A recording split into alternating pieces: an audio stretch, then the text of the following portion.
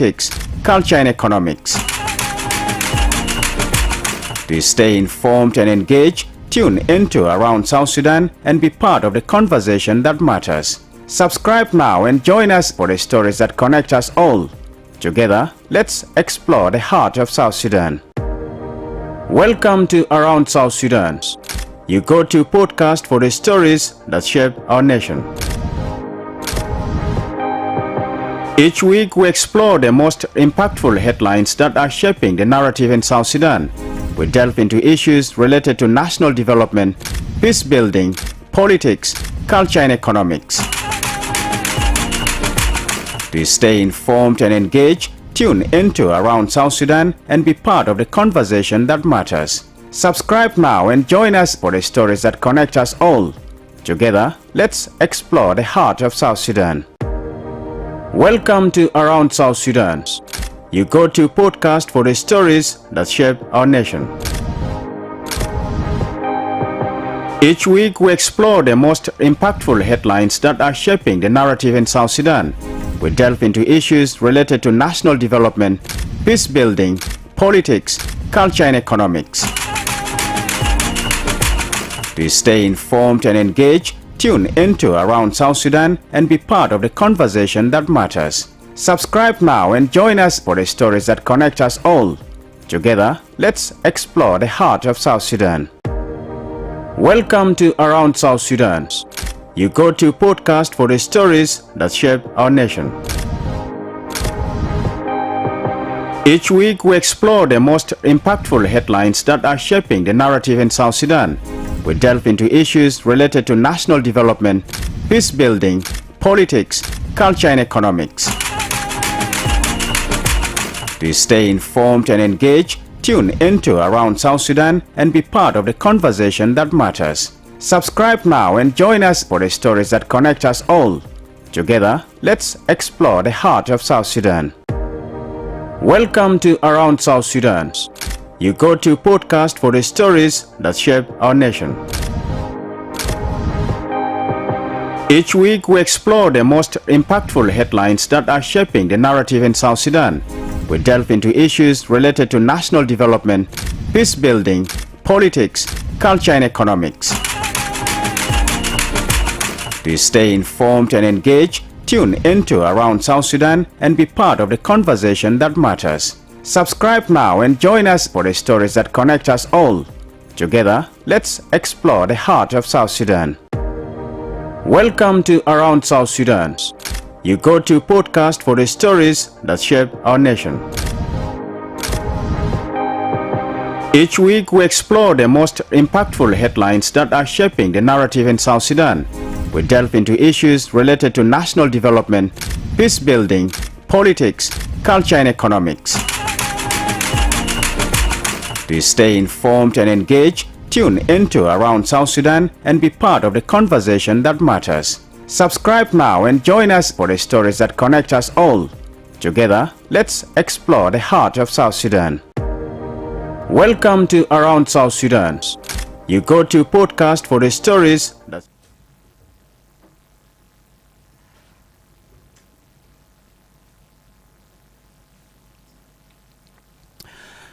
Hello, welcome to Around South Sudan podcast, your weekly program on the nation's biggest stories.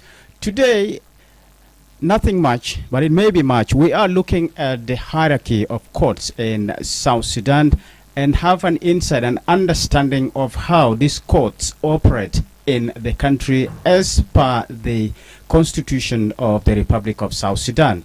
And we'll learn more from this as I am joined by Advocate Atel Ongee, a legal expert and researcher at the Justice Hub, whose work on the hybrid court for South Sudan was published in Ideas, a global journal promoting access to economic and legal research. His analysis focuses on the hybrid court's structure, jurisdiction, and its relationship with South Sudan's domestic courts and the transitional justice mechanism. He will say more about himself, and it's my pleasure hosting you on this platform to discuss how the court system actually works in this country, and how many courts we have, and how do they work, or what are their functions, And there is a lot of confusion. As we know, there is Supreme Court, and we have the High Court, we have the Court of Appeal, and the other lower courts.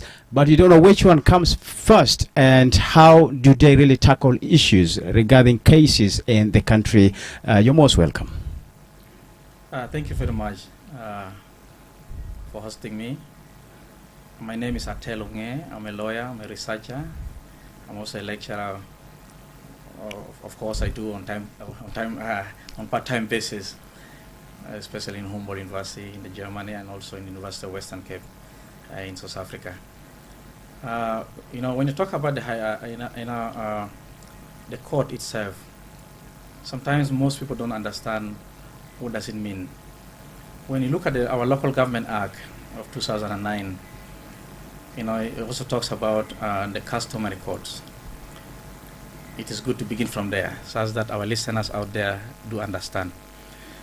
Under the customary code, we have the A code, the B code, and the C code.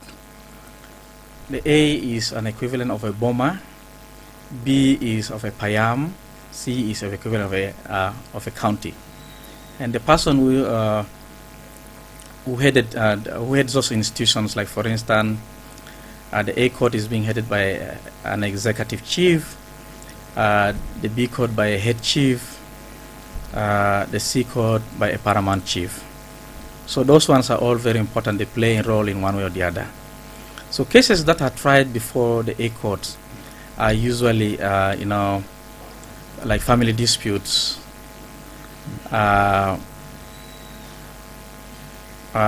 other cases, like for instance, maybe petty offenses or petty crimes that occurs within our communities, and other cases that have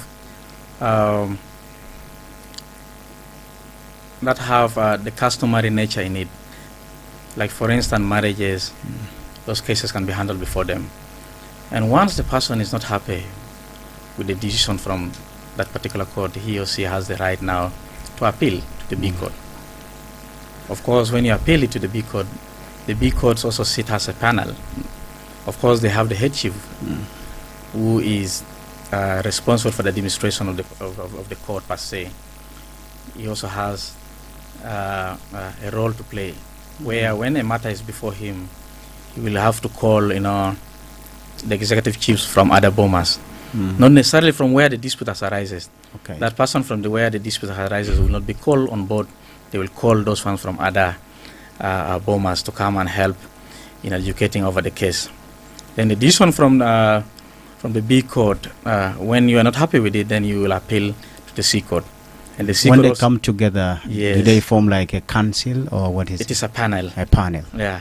Once it also before the C court, also the seat also has a panel. Of course, the head is the paramount chief, where the paramount chief will also call for a head chief from other payams to come and also help him while adjudicating the case. Then they will come with their decision. So once you're not happy with their decision, definitely you have to refer to the statutory court, which is the formal court. That one was the customary court. Right. When you look at the formal court itself, which is under the Judicature Act, or the Judiciary Act of the Republic of South Sudan, and as well as the Court of Criminal Procedure Act, and then the Civil Procedure Act also has provision that alluded to the hierarchy of the court itself. In the statutory courts, we have the county court of second class magistrate and the first class magistrate. We have the High Court, we have the Court of Appeal, and then we have the Supreme Court, which is the highest court of the land. Right. And once a decision is before any of these courts, like for instance, of the magistrate court or the county court of second class, decision can be appealed, the county court of first class, then from there it goes to the High Court. And in all the locations of South Sudan, we have High Court all over the country, in all those locations, as well as the county courts. However, in some places they might not be there due to a reason that I believe most South Sudanese know why maybe they're not there. But of course, with the coming of the new Chief Justice, he has deployed many of those judges to go to many of those locations. that maybe there were no judges in, or maybe there were vacuum due to absence of judges and so forth and so forth. So basically, that is what I can say about the court itself in South Sudan. Thank you. Right, and just maybe the functions of each of these formal courts. Yeah, well and good. Each one of them have their own functions, and the function varies from court to court. But of course, my emphasis can be on the High Court, which has an original jurisdictions in both civil and criminal matters, meaning any kind of case can be taken to the High Court, whether it is habeas corpus, whether land disputes, whether murder cases. All this falls under the jurisdiction of the High Courts. One matter is being adjudicated before the High Court, then if you're not happy with the decision of the High Court, then you have to appeal to the Court of Appeal. In the Court of Appeal, that is where now they will now look at the case, understand it, in the context of South Sudan, the Court of Appeal, they don't have a hearing sessions unless maybe it is called for in special circumstances.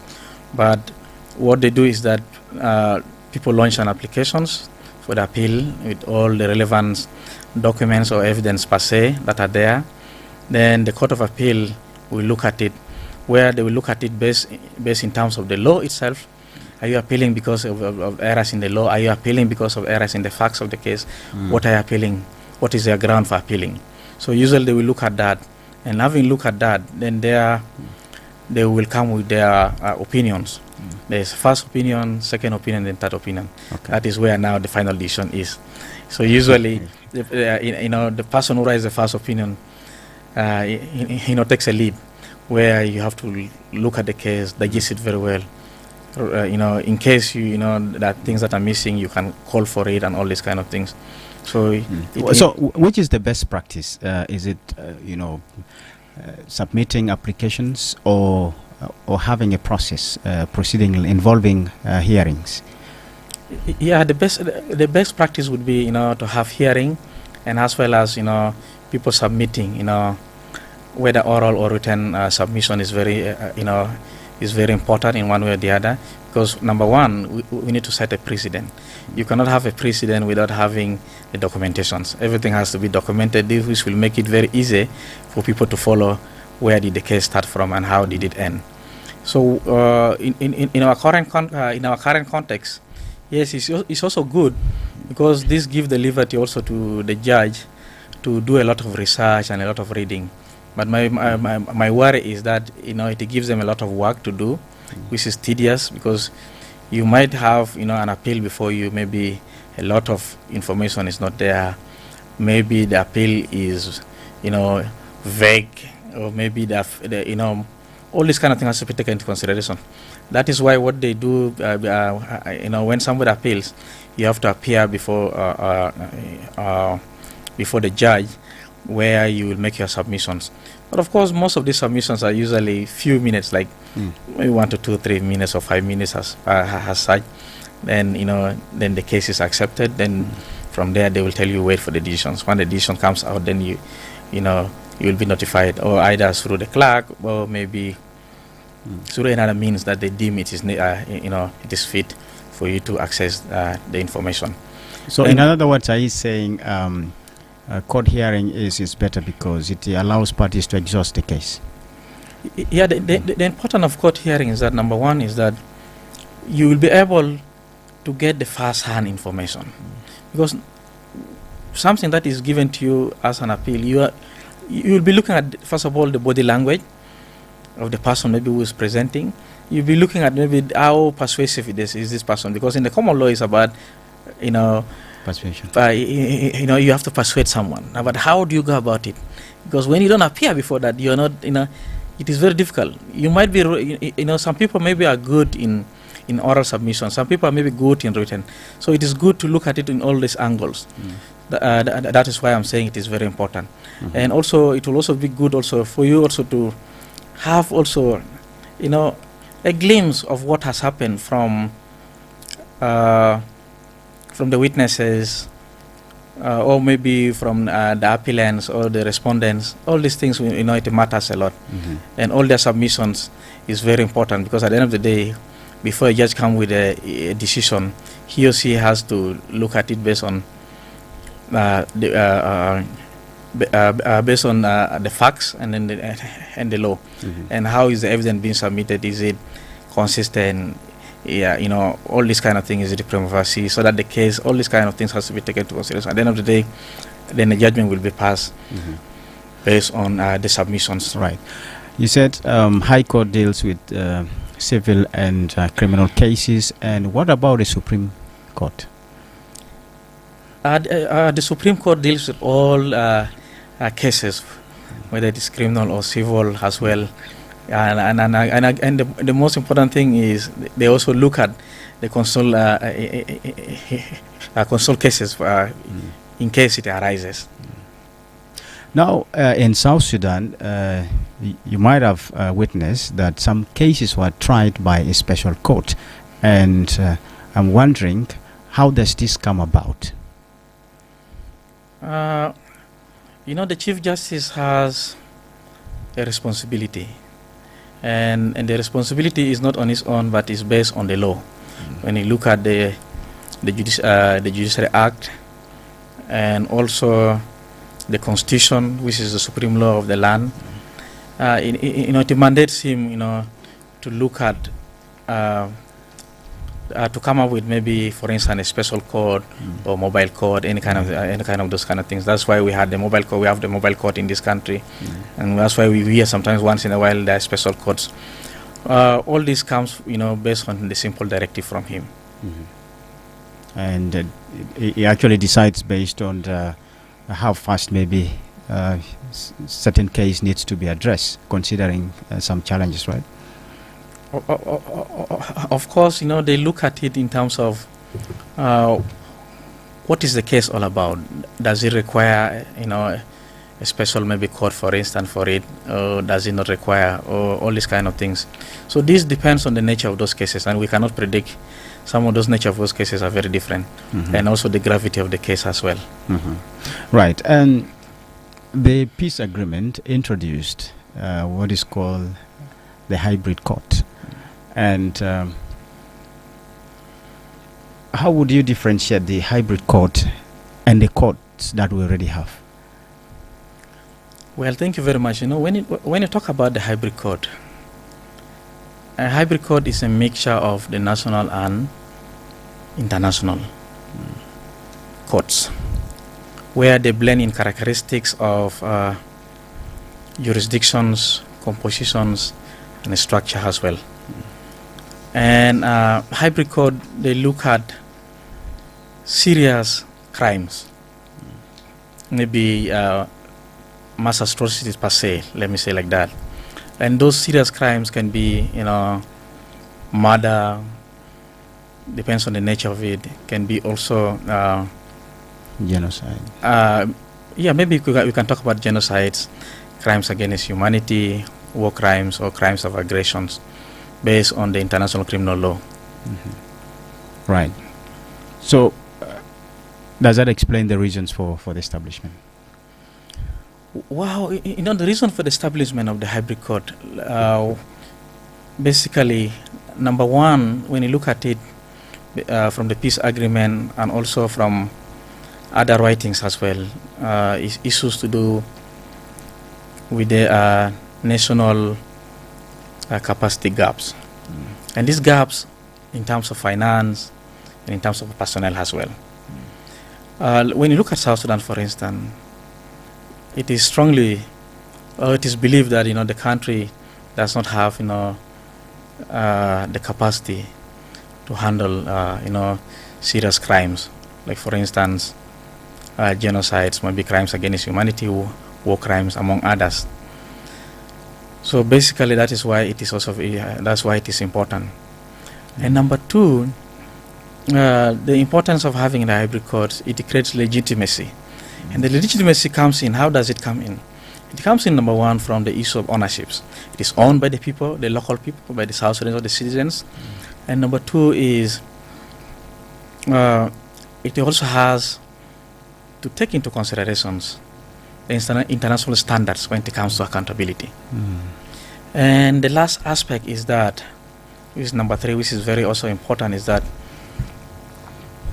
a hybrid court will help in terms of establishing independent judicial processes that people will have respect in and also have trust in. Because when the hybrid court is established, you will have the locals and the internationals. When those ones work together, you will be learning from each other. Where you have been going wrong, you'll say, that means I need to correct this aspects. Right. That is why it is also very important to have that. Part of it also helps a country, strengthen its judicial system, bringing in expertise from the international scene. So I suppose that is the reason that hybrid court was introduced through the peace agreement. Yeah, those are some of the reasons why it has been established, why they opted for that. And number 2 could be maybe they felt that it is important to have someone from looking at it from a different angle, from a different perspective. Like you would be seeing it from a different way, and then when an international an expert comes in from international arena, will say, "Oh, this is not how you have to do it. You have to do it this way." Now it helps in terms of bringing balance in the system. Other countries, or some cases, for instance, in Africa, where atrocities were committed, were actually handled by the International Criminal Court. For that matter, and if you look at those cases, they are very serious cases, of course, like crimes against humanity. You did mention that can be tried in a hybrid court. But again, if you look at the hybrid court, that is, but International Criminal Court. But if you look at the hybrid court, so are you in a way saying that having a hybrid court with international experts will give it a credibility from the international scene, who would not want to see this case, for instance, being handled by the international? Well, the establishment of International Criminal Court is basically to handle the core crimes, or crimes that are committed in terms of crimes of genocides, war crimes, crimes against humanity, and crimes of aggressions. When you look at it from the Rome Statute, which clearly alludes to those crimes. And when you look at it, the International Criminal Court plays a complementary role. They are coming to support the national courts that are there. Where the court cannot do, they will come and say, we can do it like this, we can do it like this. It doesn't mean that they're taking away cases that are supposed to be tried before the national courts. When they see there's no capacity that these courts can, the national courts can handle those cases, where they think there are issues that might lead to issues of biasness or lack of trust in the institution and so forth, that is why it is important to take it to the International Criminal Courts, among others. When you look at the, for instance, the hybrid court comes, like for instance, in the context of South Sudan, when you look at Chapter 5, it is purely on transitional justice. And hybrid court is one of the components of it. When you look at transitional justice is basically ways of handling past maybe gross atrocities or human rights violations that has maybe happened in the country after maybe a civil war, that could take precedence of the prosecutions or the non-prosecutions aspects of it. Right. So when you look at it in these two aspects, there are countries that have decided to go for other ways, mechanisms, or mechanisms per se, or processes. Like for instance, the truth commissions. In the truth commissions, it's purely you want people to come out, and whether confess. The perpetrators, whether they're victims, whether they're witnesses, whether they this, you will hold maybe a public hearing, where you take, statements from people. You'll have submissions from other institutions as well, and all these kind of things. All these information, it helps. At the end of the day, you want to know the real truth, what happened. This is done usually, number one, for the purpose of knowing the truth of what happened, and number two is to set an avenue for reconciliations where people can say, let us forgive one another and move on from that. Number 3 is to have, a memory for generations. And when you look at that, in other countries which has been successful, like for instance South Africa, they went for truth commissions, which play a lot of role in terms of people knowing who actually killed their dear ones, where was he or she being buried, was it, some people opted for like they need to rebury their dear ones in terms of, they want to have that dignity, per se, to bury their dear ones. And some people just want to know who killed, what happened, how did it happen. That's why some countries like South Africa opted for that. In countries like Argentina also opted for that, and it was successful. Guatemala also opted for that. These are some of the countries maybe I can mention. And other aspects of transitional justice also, which is very important in terms of, because at the end of the day, people are looking at peace, security, and people don't want to have any other threats in terms of peace, security, and the well-being of the world, the whole world. And other people, they go for amnesty. It's either blanket amnesty or non-blanket amnesty. This now depends on individual countries.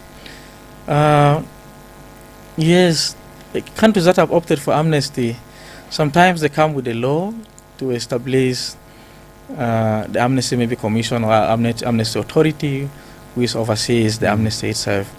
Because the use of amnesty is to bar those people from being prosecuted. Right. To help to allow these people to maybe these people can say, okay, we are ready to give now the government to the new maybe blood to come and take over. And they are protected. Yes, but we don't want to be prosecuted for whatever that's happened in the past. That is why some countries go for that. Other countries also they go for reparations. Reparation is basically they give you something, a compensations, which I believe might not be 100%, but of course, to help you return to the situation where you were before. An example of reparations you can look at the German Holocaust on the Jews by then. Up to now, the German government is is paying billions of dollars to the Israelis or the Jewish communities, whether individually or to groups. Another example maybe we can look at, is also... Did it happen in Rwanda? Yes, Rwanda, they also slightly do something like that. But of course, basically with Rwanda, they opted for the prosecutions. So with the prosecutions, that is why they established the hybrid court, which people call the ad hoc tribunal. In that tribunal, they were looking at the issues of the genocide that had occurred. And basically, genocide is, is a systematic, widespread way of destroying maybe a particular group. No ethnic cleansing. Yeah. Of course, it happened in Rwanda, and then they opted for that. Which people believe it has been successful in one way or the other. And it's one of the models that most countries usually refer to. Why... at the end of the day, they were able to come together as a nation, forget their past, and then move on. Right. But of course, the prosecution was not meant for everyone. It was meant for the top leaders or the top heads of those institutions, whether or groups and so on. That is why they opted for that. And then those ones who are down, they opted for the gachacha courts. The gachacha courts was like the customary courts per se. Right. So where you will just go to the chieftaincy or the chief, and you'll present your case, and then the other person is brought before the chief. Right. Because usually people have trust in the chief, where they believe that these are people who are living with them on a daily basis. They understand their problems. They know the context of where they are, and they're able to come with solutions that makes everyone feels happy. When they go back home, they're like, wow, the chief has done his best in addressing this matter. Right, and for the case of South Sudan, which is already stipulated in the peace agreement, there's a provision for it. So How has it been, the process so far? Well, thank you very much. Maybe I will just read what is in the peace agreement. Chapter 5, 5.3, the hybrid codes for South Sudan, HCSS. 5.3.1, establishment of the hybrid courts for South Sudan, HCSS. There shall be an established and independent hybrid judicial court, the hybrid court for South Sudan. The court shall be established by the African Union Commission to investigate where necessary, prosecute individuals bearing responsibility for violations of international law or applicable South Sudanese laws committed from 15 December 2013 through the end of the transitional period. The terms establishment of the hybrid court shall conform to the terms of this agreement, and the African Union Commission shall provide broad guidance relating to including the location of the hybrid courts, its infrastructure, funding mechanisms, enforcement mechanisms, the applicable jurisdictions, number and composition of judges, privileges and immunities of the court personnel and other related matters. The chairperson of the African Union Commissions shall decide the seats of the hybrid court for South Sudan. This is basically about the hybrid court. But of course, when you look at the jurisdictions, the mandate and the supremacy per se of it, is under Article 5.3.2, where we have genocides, crimes against humanity, war crimes, and other serious crimes under international law and relevant laws of the Republic of South Sudan, including gender-based crimes and sexual violence. Always, I must state, South Sudan, ratifies many international treaties, including the Geneva Conventions and its protocols. Also, conventions against torture. South Sudan also ratified that, among other international instruments, which is very important. And number two, also South Sudan also worked toward having, prosecuting, sexual gender-based violent-related cases. I remember clearly in 2017, we developed a manual for investigation and prosecution of sexual gender-based violence in South Sudan, which I believe is, it has helped a lot of the prosecutors and also the investigators as well in terms of investigating and prosecuting those cases. And that's why you hear many of those cases are being prosecuted in some other locations in one way or the other. So this, those are good signs, and I believe this one should continue and maybe expanded to, to other locations, and maybe the court can also see what can they do that can also move beyond that. And also South Sudan have established, the juvenile and then the gender-based violence courts, which is very important. These are courts that are specifically handling issues to do with gender-based violence and also the juvenile matters per se, in case it arises. Now, looking at the nature of crimes and the courts that actually adjudicate over those cases, there are cases that involve civilians killing civilians. There are cases involving an armed personnel killing civilian, and also there are cases of civilian killing armed personnel.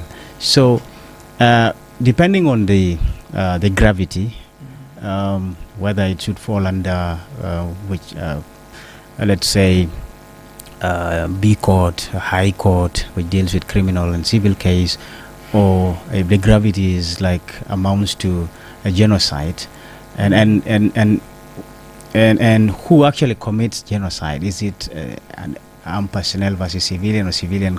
So there is a lot of complex thing here, if you can make us understand. Yeah, basically, when you look at genocide itself, it can be perpetrated by maybe a state or non-state actors or groups of people who are out there. When you say group of people, can be civilians who are organized in one way or the other, and maybe they have a common interest or they have a common goal that they want to achieve in one way or the other. That is why it can happen to anybody, whether civilians, whether to a particular group of persons, maybe religious groups, maybe ethnic groups. any groups, it can happen to them. But basically, the key thing that people need to bear into mind is that they want to destroy a particular maybe group or sections completely. It has to be either systematically or widespread. This is in terms of the geography of it, and maybe if this systematically it is maybe well planned, like they want to execute A, B, C, D.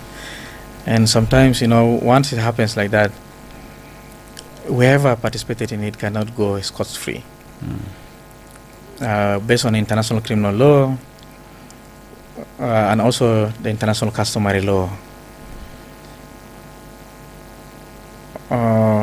whether it is aiding or abetting, doing the actual killing or commanding, maybe in terms of command responsibility, maybe joint criminal enterprises, among others. This will, at the end of the day, maybe it leads to, for instance, specific like murder, exterminations, maybe sexual-related violence, among others. What about in a case involving, let's say, armed civilians and, let's say, a national army? Or, so how do you address this? And others are in situation of conflict, where you find one party is armed regardless of who they are, whether they are state or non-state actors. So how is this tackled? That is why, they're saying transitional justice should not come just after maybe conflict. Transitional justice should be handled whether there's ongoing conflict or there's no conflict, or after the conflict. It is good, it has to be cut across. An example that maybe I can give is the Democratic Republic of Congo. In the eastern part of the Democratic Republic of Congo, there's ongoing conflict. And sometimes there's peace. You will hear this. That's why all the transitional justice component is very important in terms of either, number one, can be prosecutions, can be truth commissions, can be maybe amnesty, can be maybe reparations. This will help, in addressing, the problems or the crimes that have been committed. And sometimes people just want to hear, or they just want to be heard of what has happened to them. They want to speak it out. Right. Then they get relief. Mm. And in one way or the other, they will feel like justice has already been done to them, just because they have spoken it out, or they were heard, or they were given the rights, for them to table their case before maybe a competent court. Also, maybe in truth-telling, perpetrators, when they speak out and confessed their crimes, would help actually heal maybe survivors or relatives of actually those who are victims of that incident, isn't it? Yes. It is very complex, when you look at it from a different angle. This depends on countries to countries, or situation to situations. And some situations are very complex that you cannot go for this instead of this. In some situations, you first need to have the real peace. The real peace, where do I mean by real peace? By where there's no, you not hear gunshots or fighting in any other locations or in any other part of the country.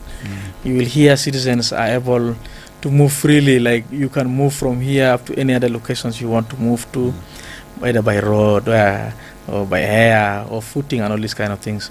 Sometimes people need to have the real peace, that they know that the security is okay, and that people know that, if the institutions are established, those institutions will not have any challenges. Like, for instance, in terms of accessibility of those of those places, in terms of the rights of fair trial, in terms of maybe witness protections, in terms of maybe how do you preserve those evidence, in terms of maybe investigation, how can the investigation be carried forward? Do we have the expertise to do that, or do we need to have to bring expertise from outside to handle that? And all these kind of things need to be taken into considerations. Right. Do you see any legal gaps in the country? Yes, at the moment we have. Yes, we have beautiful laws in this country, but of course we also have gaps that are also there, and those gaps can be addressed. Number one, by amending some of the existing laws that we have, or number two can be by maybe coming with new laws. What needs to be amended, for instance? For instance, the Penal Code Act. We're using the Penal Code Act of 2008. We have the Code of Criminal Procedure Act, the Code of Civil Procedure Act. Many of the laws need to be, amended. But of course, I know it is a process. It's not a one-day thing that you'll have this law boom on the table. It has to go, a series of consultations, debates. People will, will present their text. Research has to be conducted, also looking at it based on the context. If you have this law, is it necessary at this moment? If you have this crime, is it still a crime? There are new crimes, there are new emerging crimes that are coming in. We also need to look at them, and we, and we have to be ready for them.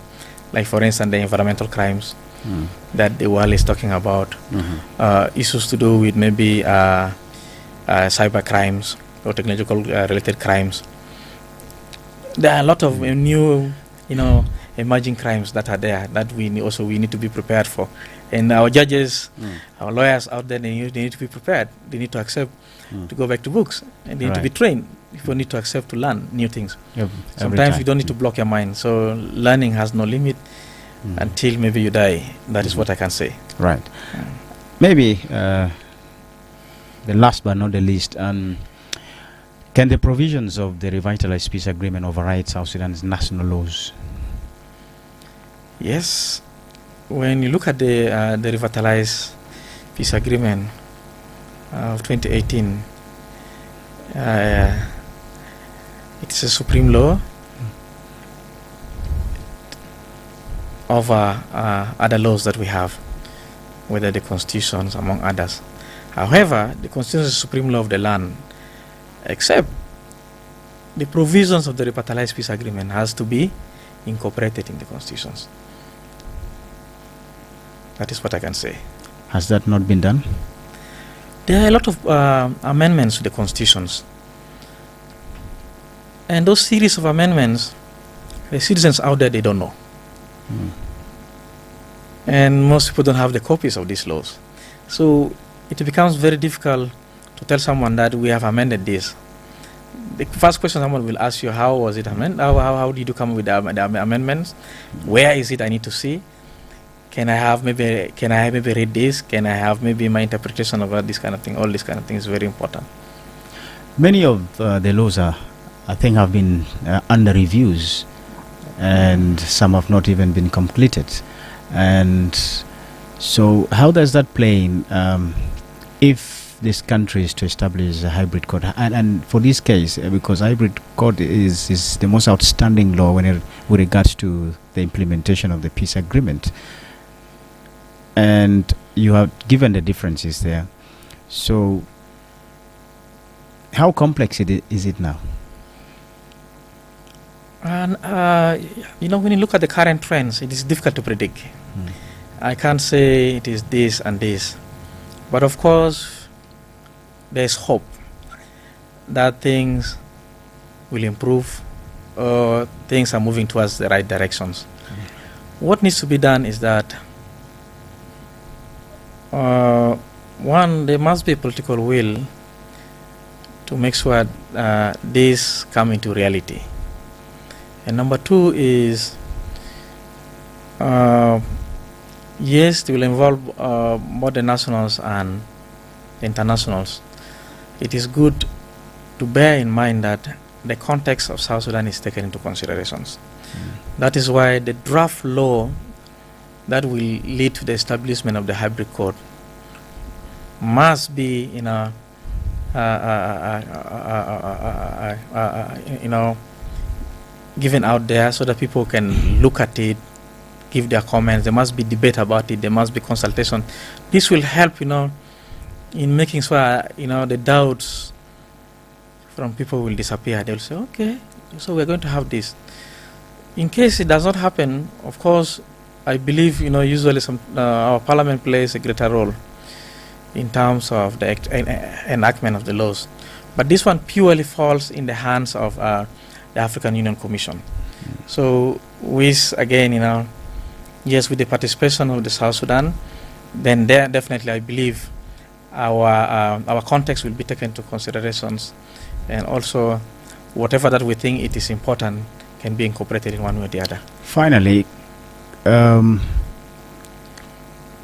alleged crimes that were committed from 2015 and the law there provides, the agreement provides for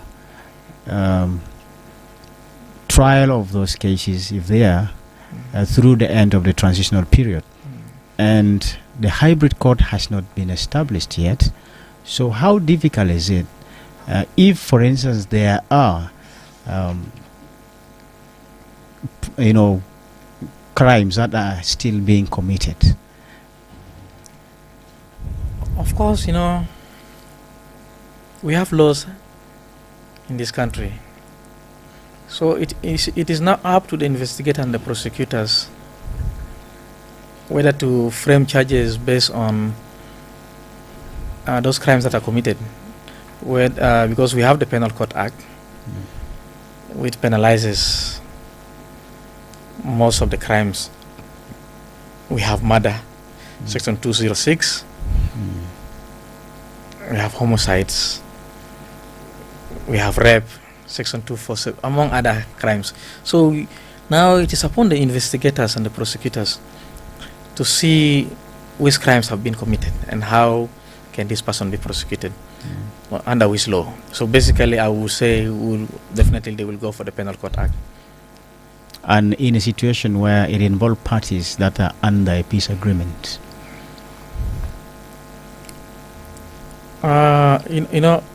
Law is law. Law is not meant for an individual. And there's no one who is above the law. So all of us, we are within the ambits of the law.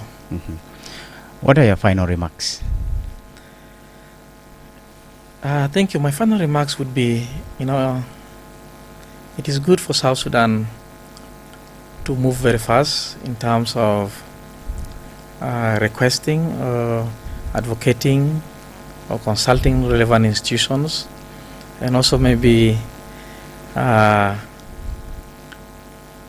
to African Union Commissions and see how far have they gone with this process, where are they, what maybe South Sudan can do in terms of helping them to come up with the law itself, and then maybe in terms of the establishment and so forth.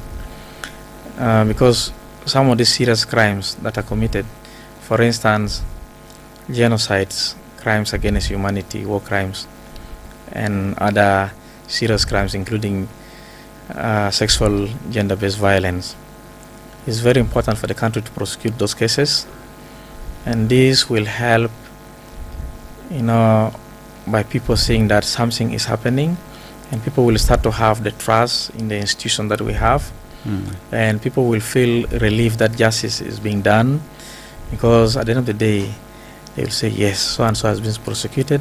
But of course, we shouldn't just go for prosecutions. Those prosecutions must be done based on the international standards. Thank you very much, Advocate Atel Ongee, a legal expert and researcher at Justice Hub, whose work on the hybrid court for South Sudan was published in Ideas, a global journal promoting access to economic and legal research. His analysis focused on the hybrid court's structure, jurisdiction, and its relationship with the South Sudan's domestic courts and transitional justice mechanisms. One key remarks he just left us with, a takeaway, is that all prosecutions must be done according to the international standards, and this leaves a very big a volume of understanding for you and us to reflect on. And really my honor having you on this platform. I know in the coming days we will be looking at critical issues that are unfolding in this country, and I suppose you will guess them. And we will have you once again and have more insight into those and have reflection. So it's been my pleasure really hosting you. Please do have a good weekend. Thank you very much. I appreciate it. Okay.